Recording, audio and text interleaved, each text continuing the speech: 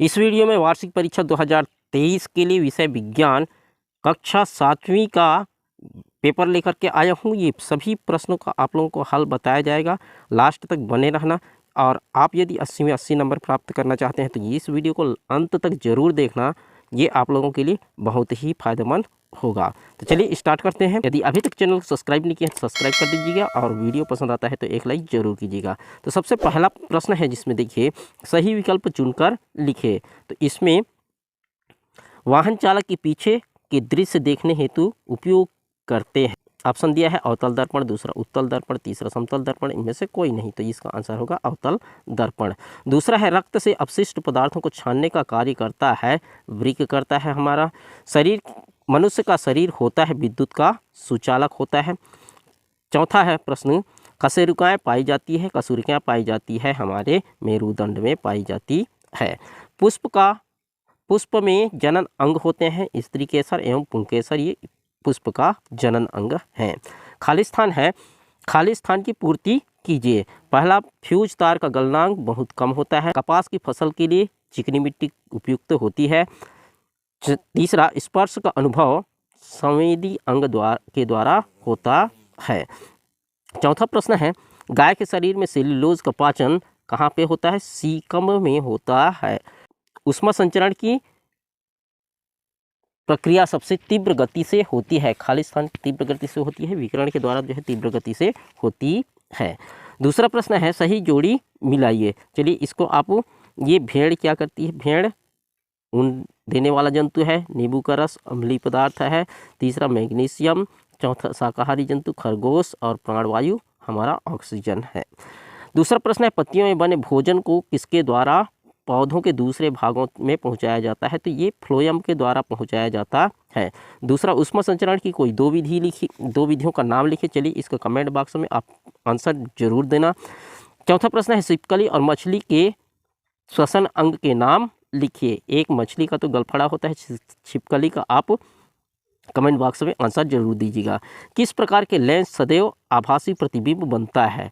छठवां प्रश्न है क्या होगा यदि हृदय पेशियों के सिकुड़ने और फैलने की क्षमता समाप्त हो जाए? सातवां है उत्सर्जन किसे कहते हैं? चलिए इन लघु उत्तरी प्रश्न का आंसर हम देख लेते हैं। दूसरा है पांचवा अवतल लेंस के द्वारा बनने वाला प्रतिबिंब सदैव सीधा आभासी तथा वस्तु से छोटा होता है। छठवां प्रश्न का आंसर है रक्त परिसंचरण तंत्र में हृदय का महत्वपूर्ण कार्य होता है। हृदय पेशियों के सिकुड़ने और फैलने के कारण ही रक्त हृदय से पंप होकर धमनियों तथा शिराओं के माध्यम से शरीर के विभिन्न भागों तक पहुंचता है। यदि हृदय पेशियों के सिकुड़ने और फैलने की क्षमता समाप्त हो जाए तो रक्त परिसंचरण तंत्र ही बंद हो जाएगा और व्यक्ति की मृत्यु हो जाएगी। सातवां प्रश्न का आंसर है शरीर के अपशिष्ट पदार्थों को बाहर निकालने की प्रक्रिया को उत्सर्जन कहते हैं।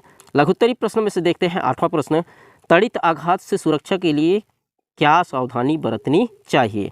प्रश्न 9वां है तंत्रिकाएं कितने प्रकार की होती है समझाइए। 10वां घुटने और अंगुलियों में पाए जाने वाले जोड़ को समझाइए।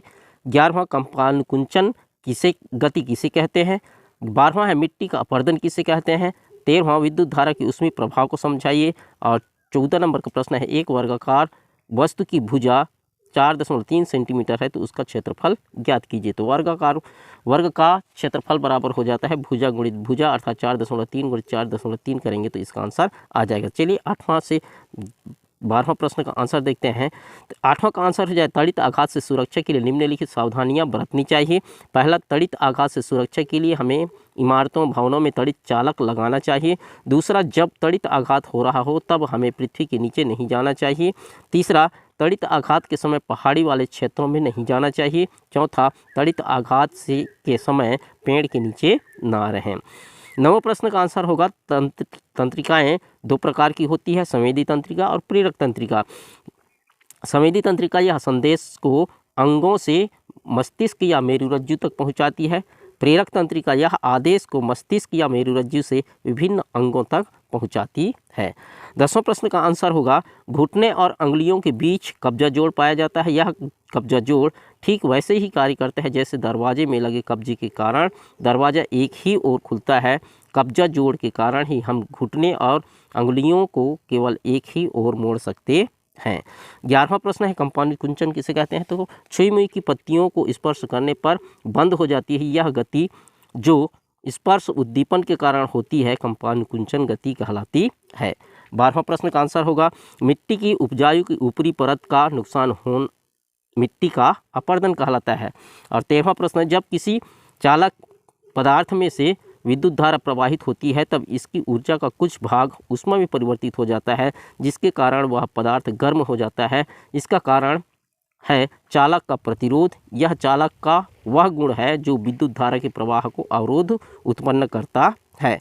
चालक का प्रतिरोध चालक में प्रवाहित विद्युत धारा के परिमाण को नियंत्रित करता है।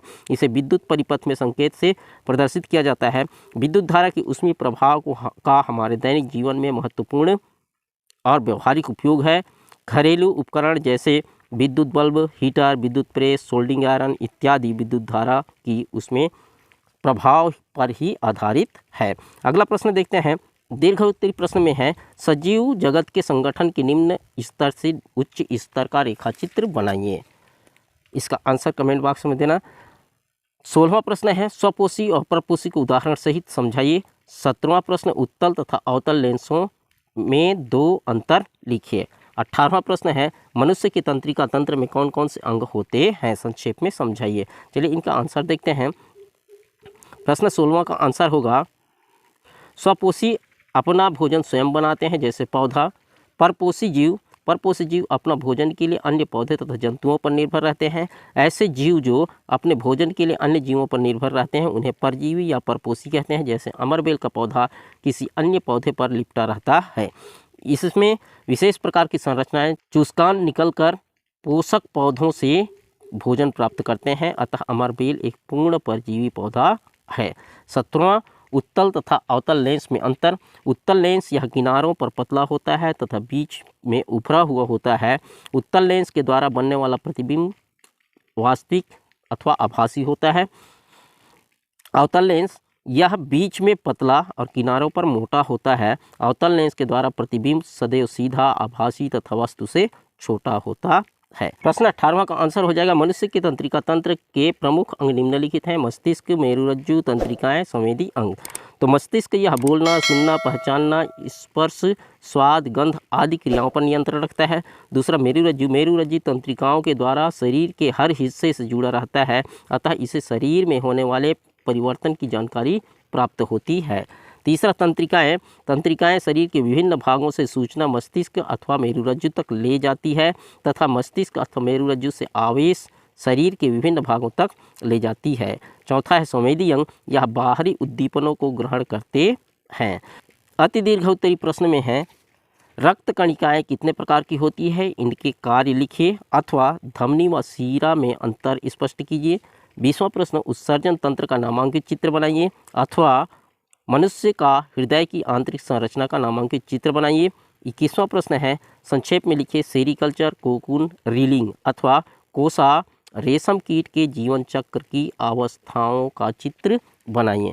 तो चलिए इनका आंसर देखते हैं। 19वां प्रश्न का आंसर होगा रक्त कोशिकाएं 3 प्रकार की होती है। लाल रक्त कणिकाएं, यह लाल रंग की कोशिकाएं है जो आकार में छोटी और संख्या में अधिक होती है, इसलिए रक्त का रंग लाल दिखाई देता है। इनका रंग लाल जटिल पदार्थ हीमोग्लोबिन के कारण होती है। कार्य है इनका, यह कणिकाएं शरीर के सभी अंगों में ऑक्सीजन पहुंचाने का कार्य करती है। दूसरा श्वेत रक्त कणिकाएं जिसे WBC भी कहा जाता है, यह कोशिकाएं रंगहीन, आकार में बड़ी और संख्या में कम होती है। इनके कार्य हैं यदि शरीर में रोगाणु, जीवाणु या अन्य बाहरी पदार्थ प्रवेश कर जाते हैं तो यह श्वेत रक्त कणिकाएं उन्हें नष्ट कर शरीर की रक्षा करते हैं। तीसरा है प्लेटलेट्स, जब चोट लगती है तो रक्त निकलता है। यह रक्त की बूंदें यदि जमीन पर पड़ जाए तो वह जम जाती है। रक्त जमने के कारण रक्त में उपस्थित प्लेटलेट्स हैं। इनके कार्य हैं प्लेटलेट्स चोट लगने पर रक्त का थक्का जमाने का कार्य करता है।